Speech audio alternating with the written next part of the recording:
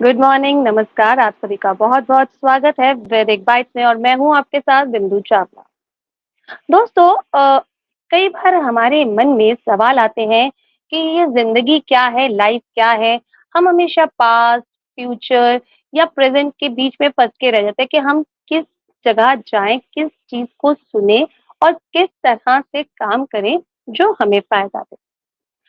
इन्हीं चीज़ों पर हम बात करते हैं, कोशिश करते हैं ज़िंदगी के पहलुओं के बारे में जानने की और इसमें हमारा साथ देती हैं बीना गुप्ता जी। बीना जी आपका बहुत-बहुत स्वागत है। धन्यवाद बिंदु। नमस्कार। जो दोस्त हमारे साथ अभी-अभी जुड़े हैं, हम उन्हें बता दें कि बीना जी एक एक्सपीरियंस्ड प्राणिक हीलर हैं और देश-विदेश में बहुत सी वर्कशॉप करके लोगों को बहुत सारे फ़ायदे पहुँचा चुकी हैं इमोशनली, मेंटली और फिज़िकली। अगर आप भी जुड़ना चाहते हैं तो जल्दी से जुड़ जाइए। आपके कोई सवाल है तो आप कर सकते हैं, विचार भी आप कर सकते हैं।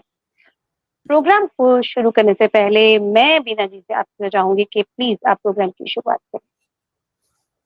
हम अपने प्रोग्राम की शुरुआत गायत्री मंत्र से करेंगे क्योंकि किसी भी समय इसको बात को समझने के लिए हमें बुद्धि की आवश्यकता होती है और गायत्री मंत्र सूर्य का मंत्र है, बुद्धि का मंत्र है। परम पिता परमेश्वर, परम पूज्य गुरुदेव व वंदनीय माता जी के सूक्ष्म संरक्षण को महसूस करते हुए एक साथ एक स्वर में गायत्री मंत्र। ॐ भूर्भुवः स्वः तत्सवितुर्वरेण्यं भर्गो देवस्य धीमहि धियो यो नः प्रचोदयात्। बीना जी आज मैंने शुरुआत इस तरह से की कि ज़िंदगी या लाइफ़ जो हमारी है वो क्या है, क्या नहीं है, हम इन्हीं जंजालों में फँसे हुए हैं। तो रहस्य क्या है ज़िंदगी का? जिंदगी का रहस्य तो देखिए, जिंदगी अपने आप में एक रहस्य की कहते हैं, मतलब अंधेरे में है ये तो, कि क्योंकि अगला पल क्या होगा ये किसी को भी नहीं पता है कि आने वाला पल क्या होगा। हम या तो पास्ट में जीते हैं या फ्यूचर में जीते हैं। पास्ट से हम निकल नहीं पाते हैं और फ्यूचर का हमें पता नहीं होता है। तो ज़िंदगी अपने आप ही रहस्य में बनी हुई है क्योंकि पास्ट अब वापस नहीं आ सकता और फ्यूचर का हमें कुछ पता नहीं है। देखिए, कोई भी काम हो, अब फ्यूचर को हमें पता नहीं है तो हम लेकिन फ्यूचर को हम बना सकते हैं। क्योंकि हमारे मन में देखिए हमेशा भाव, विचार आते रहते हैं। कोई ना कोई भाव उठता रहता है और वो विचारों में कन्वर्ट होता रहता है। वो कल्पनाएँ अपनी संजोता रहता है कि आने वाले पल में मैं ऐसे करूँगा या काश मैंने ऐसा किया होता। अब क्या होता तो वापस नहीं हो सकता है, लेकिन वो फिर फ्यूचर के लिए सोचता है, अच्छा अब की बार कभी ऐसा हुआ तो मैं ऐसा अवश्य करूँगा। लेकिन अब उसमें वो कैसी कल्पना करेगा उसके ऊपर ध्यान देना पड़ता है कि वो उसको अपना फ्यूचर कैसा चाहिए। पास्ट में अगर उसका बेकार रहा है तभी वो कर रहा है कि ऐसा करता तो अच्छा होता। इट मीन्स वो पास्ट उसका बेकार गया है। तो उसने पास्ट में तो कोई प्लानिंग नहीं करी लेकिन वो फ्यूचर के लिए प्लानिंग कर सकता है। तो अब वो प्लानिंग उसके ऊपर डिपेंड करेगा, उस व्यक्ति के ऊपर डिपेंड करेगा कि वो पॉजिटिव वे में कर रहा है या नेगेटिव वे में कर रहा है। कुछ भी कर सकता है। अब देखिए, हम सुबह उठते हैं। अब चाहे तो हम पूरे दिन अपने शरीर को गंदा रखें या साफ रखें। ये हमारे अपने ऊपर इच्छा है कि हम सुबह होते ही अपने पूरे शरीर को अंदर से लेके बाहर तक की सफाई करें या ऐसे ही घूमते रहें। हमसे कोई कहने तो आएगा नहीं कि नहीं आपको सफाई करनी है। ये हम ही को सोचना पड़ेगा कि हम अपने शरीर को बाहर से और अंदर से सफाई कैसे कर सकते हैं और रखनी है कि नहीं रखनी है, और रखनी है तो इसको कैसे कर सकते हैं। कि सुबह स्नान करा है, पूजा पाठ किया है, प्राणायाम करा है, ध्यान मेडिटेशन करा है, योगा किया है। इन सब से आप अपने शरीर की सफाई कर सकते हो। अपने मन को साफ करना है हमें, हम अच्छे विचारों को ला सकते हैं। जब हम पूजा पाठ करते हैं, भगवान के पास में बैठते हैं, तो हमारे मन में अच्छे विचार आते हैं, प्रार्थनाएँ आती हैं, सबके लिए अच्छी कामनाएँ आती हैं, शुभकामनाएँ आती हैं। तो इस प्रकार हमारे मन में भी कल्पनाएँ जो उठती हैं, तो अब उनके ऊपर फिर हमें ध्यान देना पड़ता है कि वो जो कल्पनाएँ जो हमारी उठ रही हैं कि हम फ्यूचर में क्या करेंगे? कैसे करेंगे? तो वो पॉज़िटिव है या नेगेटिव है? क्योंकि जैसी कल्पनाएँ आ रही हैं, जैसे भी हमारे अंदर भाव आ रहे हैं, जो विचार बन रहे हैं, वो क्या करते हैं फिर हमारा एक ताना-बाना बुनना शुरू करते हैं। अच्छा हम ऐसा करेंगे तो फिर हमको उससे बात करनी होगी, ये काम करना होगा। वो अपना जैसे हमको कहीं जाना है तो हम क्या करते हैं 1 महीने पहले से प्लानिंग करते हैं। अच्छा मुझे टिकट बुक करानी है, मुझे वहाँ ये सामान लेकर जाना है, मुझे वहाँ उससे मिलना है, यहाँ घूमना है, घूमने के लिए वहाँ मुझे ये साधन चाहिए। हम कितनी सारी प्लानिंग करते हैं। तो मतलब जो हमारे हमें काम करना होता है तो उसका पहले भाव आता है, फिर वो विचार बनता है, फिर वो कल्पना बनती है और अपने कार्य में परिणत होने चलती है। तो तब तक हमारा माइंड और मन और माइंड दोनों चीज़ मिलकर अब एक ताना-बाना उसका बुनते हैं कि हमको ये काम कैसे करना है और फिर वो काम निश्चित रूप से अच्छा है या बुरा है, वो होकर रहता है। तो वर्तमान में अगर हम जिएँ, क्योंकि फ्यूचर में तो हमें कल्पना बनानी पड़ेगी, लेकिन अगर हम वर्तमान में ही जिएँ कि हमारा आज कैसा है और उसको हमने अच्छा बना लिया, तो निश्चित रूप से फ्यूचर हमारा अच्छा जाएगा। क्यों? क्योंकि आज कैसा हम सोच रहे हैं, वैसा ही हमारा आएगा। तो इसलिए आज को हम अच्छा बनाएँ, आज हम अच्छा सोचें, अच्छा बोलें, अच्छा करें। तो जब हम अपने मन में ये अच्छे भाव रखेंगे तो क्या होगा, हमारे सभी काम मन, वचन, कर्म कहते हैं ना, एक संयम से आ जाएँगे। उनमें एक अनुशासन बनेगा और जब ये सब अनुशासन बनेगा हमारे जीवन में, तो क्या होगा हमारा मन अंदर से भी शुद्ध हुआ और बाहर से भी कहते हैं जैसा मन होगा वैसा ही हमारे चेहरे पर दिखाई देगा। हमने पिछले बार भी ये चर्चा करी थी। तो अगर हमारा मन साफ है, मन में कोई दोष दुर्गंध नहीं है, तो हमारे चेहरे पर भी एक हल्कापन रहेगा, एक खुशहाल रहेगी। तो इसके लिए देखिए संगति का भी बहुत असर पड़ता है। जैसे कहावतें हैं, अच्छे के लिए कहा जाता है कि पारस को छूने से लोहा भी सोना बन जाता है।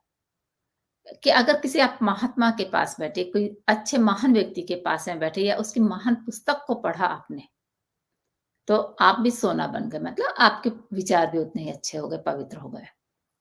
बुरे के लिए कहते हैं कि कोयले की दलाली में हाथ भी काले हो जाते हैं।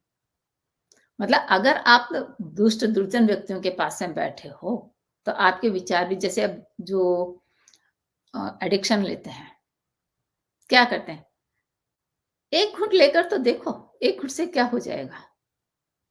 एक-एक घूँट लेते-लेते वो कहाँ पहुँच जाता है उसको भी नहीं पता लगता है। तो इस चोरी है, एक बार बच्चा क्या होता है, एक पेंसिल चुराना सीखता है, एक पेन चुराना सीखता है, एक कॉपी या कुछ भी मतलब छोटी-सी चीज़ चुराना सीखता है, लेकिन वो कितना बड़ा चोर बन जाता है। तो किसके पास आप बैठे हैं, वैसे ही आपके पास में संगत आ जाएगी, संगत का असर आ जाएगा। तो इसलिए अगर आपको किसी के पास बैठना है, तो किसी महान व्यक्ति के पास में बैठो, यही जीवन का सबसे बड़ा रहस्य है। जी, तो दोस्तों जैसे कि हमारी ज़िंदगी बहुत सारी उलझनें हैं, तो कहीं न कहीं बीना जी के जो जवाब वो देते हैं, उनको ध्यान से सुनेंगे ना, तो आपके बहुत सारी जो विचार गुंजल में पड़े हुए हैं ना, वो खुल जाएँगे। तो पूरा सुनिए और आगे भी सुनते रहिए, बहुत ही सुंदर-सुंदर से सवाल हैं और बहुत ही सुंदर-सुंदर मुझे पता है जवाब भी आने वाले हैं बीना जी से, जो हमारी सारी उलझनों को दूर कर देंगे। बीना जी एक चीज़ मेरे मन में आ रही थी कि हम जब कोई कामना करते हैं या हम हमारे मन में कोई इच्छा प्रकट होती है, तो कहते हैं भगवान की पूजा करिए या फिर काम करिए, दोनों में से क्या करना चाहिए जो हमारी ज़िंदगी को ईज़ी कर दे? देखिए, प्रार्थना भी बहुत ज़रूरी है। प्रार्थना इसलिए ज़रूरी है कि जब हम प्रार्थना करते हैं, तो हमारे मन में वो विचार बार-बार में पकता है। जैसे कहते हैं ना, कुम्हार का घड़ा पकता है, तो इस तरह से हमारा वो विचार पकता है प्रार्थना से कि हम मतलब कह रहे हैं कि हमारा लेकिन उसमें जब प्रार्थना में हमारी एक श्रद्धा भावना होगी, तो वो विचार अच्छा पकेगा और अगर उसमें श्रद्धा नहीं है, जिससे भी हम ईश्वर से कर रहे हैं कि हमारा ये काम कर दो, तो श्रद्धा नहीं है इसका मतलब हमारे अपने अंदर अविश्वास है। तो वो हमारी घड़ा हमारा मतलब विचारों का घड़ा हमारा पकता नहीं है। तो उसमें हमारी कहते हैं ना, हमने इतनी प्रार्थना करी, भगवान को भोग भी लगाया, सब काम किया, लेकिन हमारा कुछ भी सफल नहीं हुआ। होता कहाँ से? क्योंकि आपके मन में विश्वास ही नहीं था। तो ये जो प्रार्थना करी जाती है, ये अपने विश्वास को पक्का करने के लिए की जाती है कि हम अपने विश्वास को एक इतना सुदृढ़, इतना मतलब मजबूत बना लें कि क्योंकि विश्वास ही है जो कि इंसान को आगे बढ़ाता है। अब खाली प्रार्थना से आप प्रार्थना करते रहिए कि भगवान जी मुझे एग्ज़ाम में पास कर दीजिए, लेकिन पढ़ेंगे नहीं, एग्ज़ाम में कुछ लिख कर नहीं आएँगे तो टीचर कैसे नंबर दे देगा? नहीं देगा। उसके लिए आपको पढ़ना पड़ेगा। आपको पुरुषार्थ करना पड़ेगा, आपको काम करना पड़ेगा, एग्ज़ाम में बैठना पड़ेगा, आपको कॉपी में लिख कर आना पड़ेगा आंसर, तब आपको टीचर पास करेगा ना। भगवान जी आप क्योंकि मुझे पास उसके कर बाद देना हम बस यही यही। कहते हैं, अरे भगवान ने हमें पास नहीं किया, क्योंकि हमने पढ़ाई ही नहीं करी, ये नहीं हम बोलते हैं। हाँ, अब भगवान जी से कहते भगवान जी मुझे पास कर देना, मैं लड्डू चढ़ाऊँगा। भगवान आपके लड्डुओं के भूखे नहीं हैं। भगवान इसलिए प्रार्थना हमारी बनाई है कि उससे आप ये कहो भगवान जी आप मुझे पास कर देना, मैं मेहनत करूँगा। आप मुझे पास कर देना। हम आधी बात को सुना, आधी में से भी आधा काम हम कर कर आए, पूरा परिणाम हमें कहाँ से मिलेगा? नहीं मिल सकता है। तो इसलिए जो जैसा कर्म हम करेंगे या अभी हम कर रहे हैं, उसी के अनुसार हमारा भविष्य बनेगा, उसी के अनुसार हमें फल मिलेगा। अगर हमने पढ़ाई करी है तो हम निश्चित रूप से पास होंगे। कोई भी देवी-देवता अगर हम कहें कि ले हमने तो हनुमान जी से माँगा था कि हनुमान जी हमें पास कर देना, उन्होंने हमें फ़ेल कर दिया, मैं तो हनुमान जी को नहीं मानूँगा। कोई भी देवी-देवता किसी के लिए फ्री नहीं बैठा है कि उसके साथ में अन्याय करे या उसके साथ में न्याय करे कि एक के साथ में न्याय कर रहा है, एक के साथ में अन्याय कर रहा है। अब जैसे एक कहानी आती है कि 2 पड़ोसी होते हैं, ठीक है? दोनों पड़ोसियों की बनती नहीं है, ठीक है? एक पड़ोसी क्या कहता है, भगवान जी, मैं देखिए हनुमान जी मैं आपका बहुत बड़ा भक्त हूँ, मेरे पड़ोसी की एक आँख फोड़ देना। अब दूसरा पड़ोसी कहता है, भगवान जी, हनुमान जी मैं भी आपका बहुत बड़ा भक्त हूँ, आप मेरे पड़ोसी की दोनों जो आप मेरी मतलब जो वो माँगे उससे दुगना उसको दे देना। अब बताओ हनुमान जी किसकी बात मानेंगे? क्या उसकी दोनों आँख फोड़ दें? नहीं। भगवान जी को क्या पड़ी है कि किसी की 1 आँख फोड़े, 2 आँख फोड़े? नहीं फोड़नी है उन्हें तो। क्योंकि भगवान को कुछ नहीं करना है। हम कहते हैं ईश्वर ने ऐसा करा, ऐसे नहीं करता है। क्योंकि देखो अगर हम प्रकृति को देखें, तो वो अपने पूरे एक न्याय से, अपनी पूरी निष्ठा से, अपनी लगन से अपना कार्य कर रही है। ऐसा नहीं है कि किसी को कम दिया, किसी को ज़्यादा दिया कि कहीं तो अगर बारिश एक जगह हो रही है तो किसी को 4 बूँदें दिए तो किसी को 10 बूँदें दिए, ऐसे नहीं है। वो बराबर पानी बरस रहा है, अब तुम्हारा कटोरा कितना बड़ा है उसके अनुसार तुम्हारे अंदर आ जाएगा। तो इसी तरह से हम अपने कोई व्यक्ति अपने गुणों को कितना बढ़ाता है, उसी के हिसाब से कोई कितनी मेहनत करता है, उसको दैवीय शक्तियों की सहायता मिलती है। तो इसलिए जब कोई भी हम अपनी मनोकामना की पूर्ति करते हैं, माँगते हैं, तो उसके लिए हमको सबसे पहले अपनी मेहनत करनी पड़ती है। अपने अंदर उन गुणों को बढ़ाना पड़ता है। अगर हम एग्ज़ाम देने जा रहे हैं, तो हमको परीक्षा के लिए तैयारी पूरी करके जानी पड़ेगी। तो जहाँ अपने गुणों को बढ़ाते रहेंगे, जैसे पूजा, उपासना करते हैं, कामना करते हैं, सब अलग-अलग हैं। ऐसे याचना और प्रार्थना भी है कि हमने माँगा है या प्रार्थना करिए। इसलिए अपने आप को सुधारो, अपने ऊपर विश्वास करो। वही सबसे बड़ी बात होती है, उसको वो बहुत ज़रूरी होती है। इसके लिए हमारे ऋषियों ने देखिए गायत्री मंत्र को दिया है।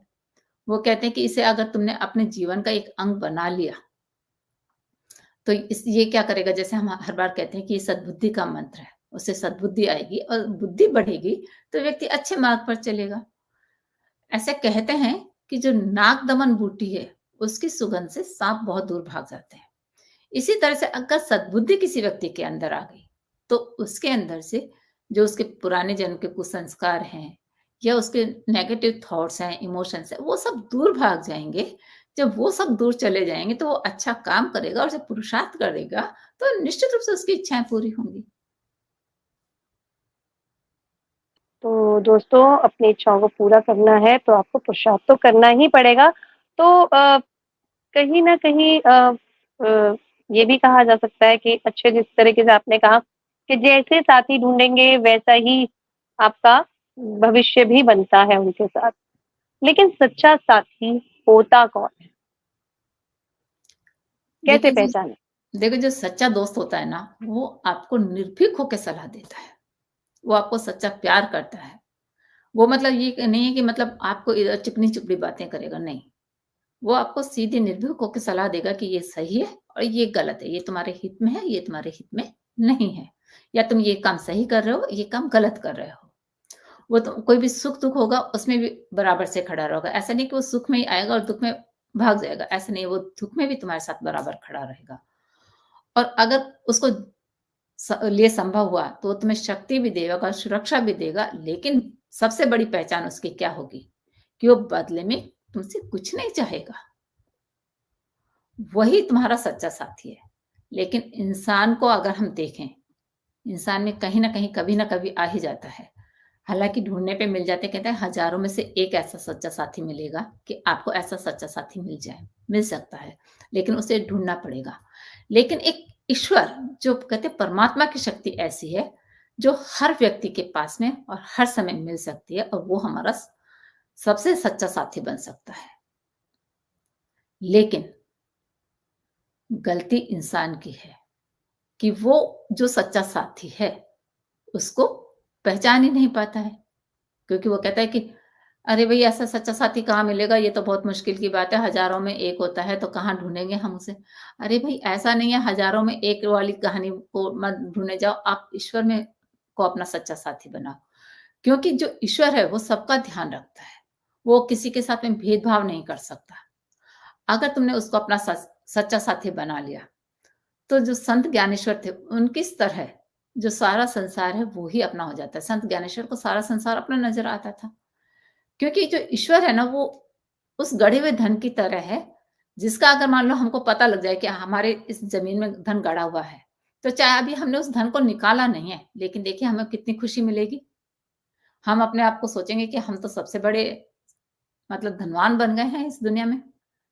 तो इसी तरह से, जैसे अगर हमने ईश्वर को अपना सच्चा साथी बना लिया, तो हम कहेंगे कि अरे! मेरा जैसा मित्र तो किसी के पास में ही नहीं है। अब देखिए अर्जुन ने देखिए अपने रथ की बागडोर क्या हुई थी?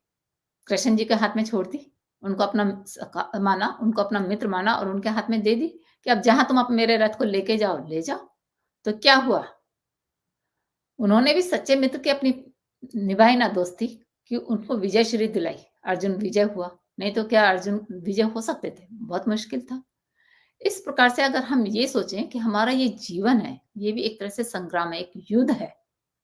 क्योंकि हम हर पल अपने युद्ध लड़ रहे हैं, अपनी नकारात्मक भावनाओं से, विचारों से, अपनी ज़िंदगी से युद्ध लड़ते रहते हैं।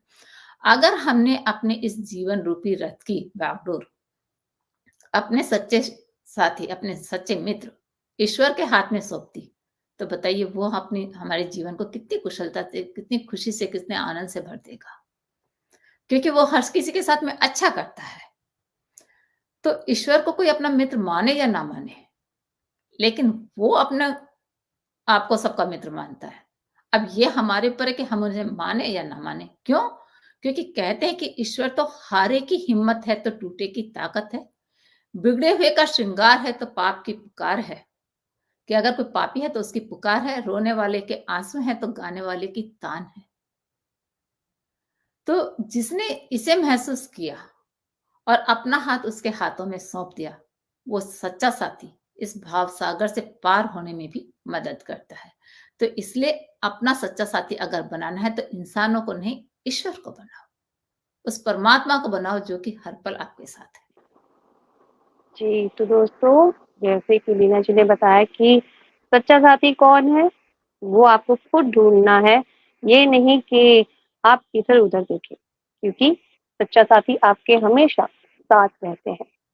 लीना जी, अभी टाइम हो गया है हमारी हेल्थ के बारे में टिप्स लेने का, तो क्या आप टिप्स दे रही हैं आज के लिए? हमने पिछली बार अपने हाई ब्लड प्रेशर के बारे में बात किया था, तो आज हम लो ब्लड प्रेशर के बारे में बताएँगे। क्योंकि आज के टाइम में देखिए स्वास्थ्य सभी को चाहिए होता है और मेडिकल साइंस वहाँ तक नहीं पहुँच पाती है। हमारा एक योग है जो कि शारीरिक हो या मानसिक हो, भावनात्मक हो, आध्यात्मिक हो, किसी भी लेवल पर हो, हमको सभी रूप से वो स्वस्थ करता है। तो लो ब्लड प्रेशर को हम निम्न रक्तचाप भी कहते हैं, हाइपोटेंशन भी कहा जाता है इसे। आजकल की जो भागदौड़ भरी ज़िंदगी है, तनाव की ज़िंदगी है, उसमें ब्लड प्रेशर की शिकायत होना कोई इतनी बड़ी बात नहीं है, आम बात है। लेकिन लो ब्लड प्रेशर में क्या होता है, जैसे चक्कर आना, आँखों में अंधेरा होना, हाथ-पैर एकदम से ठंडे हो जाना, कुछ पल में बेहोशी आ जाना, इस तरह से कुछ समस्याएँ होती हैं जिनसे कि अगर ऐसा हो रहा है कुछ, तो हम पता लगा सकते हैं कि ये लो ब्लड प्रेशर की प्रॉब्लम है। इसके बहुत सारे कारण हो सकते हैं, जैसे खून की कमी है, कमज़ोरी है, शरीर में पानी की कमी है, एसिडिटी है, कोई भी टेंशन तो सबसे बड़ी कारण है ही, इस तरह के अनेकों कारण हो सकते हैं। और इनसे बचने के लिए आप बहुत सारी सावधानियाँ अपना सकते हैं। जैसे सबसे पहले कि अपने जीवन शैली को ही बदलें। अपने आहार में मतलब खान-पान में बदलाव लेकर आएँ।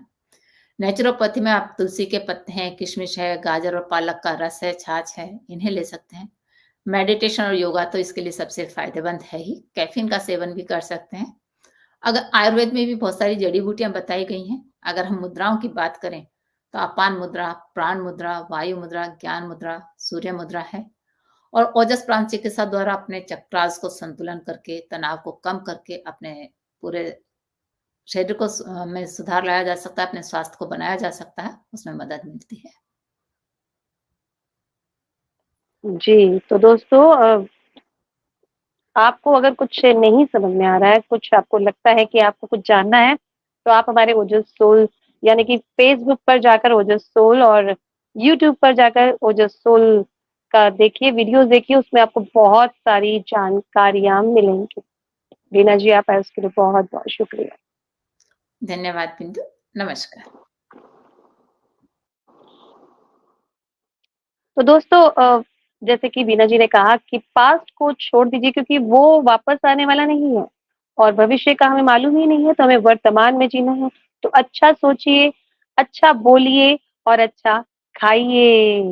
और अगर कोई और दिक्कत आ रही है, किसी बारे में आपको पूछना है, आपको जानना है कुछ भी, आप सीधा बीना जी से जुड़ सकते हैं। नीचे नंबर दिया जा रहा है, ईमेल आईडी दिया जा रहा है, तो आप उस पे सीधा कॉल कीजिए, मेल कीजिए और बीना जी से जुड़कर उनसे बात कर कर अपनी परेशानियों, अपनी प्रॉब्लम्स का हल जानिए।